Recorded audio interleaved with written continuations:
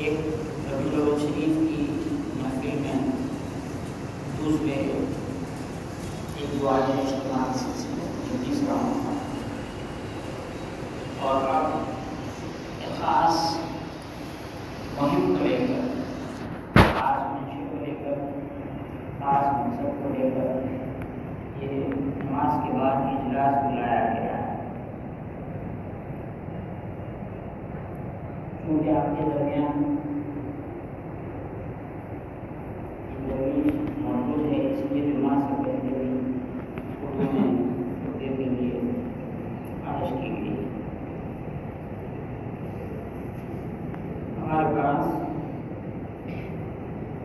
تمام ہندوستان میں برصغیر پاکستان، بنگلہ دیش، یہاں پر شادیوں سے متعلق بہت سی ایسی باتیں ہیں جن میں کچھ اصلاح کی ضرورت سبھی نے محسوس کی ہے۔ اسی سے متعلق آج جمعہ کے بعد کا اجلاس ہے۔ اس کتاب کو اس کی تمہید سمجھ لیجیے کیا اصلاح کرنا ہے، کیسا کرنا ہے، راستہ کیسے متعین کرنا ہے، ہم اس میں گفتگو کریں گے۔ لیکن میں سب سے پہلے ایک بات آپ تک پہنچانا چاہوں گا۔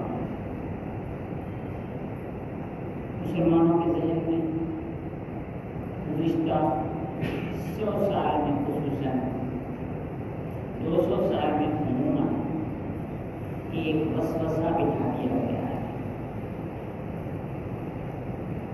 وسوسہ شیاطین کی طرف سے بھی ہوتا ہے، انسانوں کی طرف سے بھی ہوتا ہے۔ قرآن مجید کی آخری آیت من الجنۃ والناس وسوسے ڈالنے والے جنوں میں سے ہوتے ہیں، وسوسے ڈالنے والے انسانوں سے، والناس آخری پیغام قرآن مجید۔ یہ وسوسہ یہ ڈالا گیا ہے ان 200 سالوں میں، بھائی ہمارے کو مقبول نہیں ہوتی۔ بھائی دیکھیے فلاں وقت یہ نہیں تھی، فلاں وقت یہ نہیں تھی، سینکڑوں جگہوں کے واقعات بیان کرتے ہیں اور کہتے ہیں کہ لوگ دعا کرتے ہیں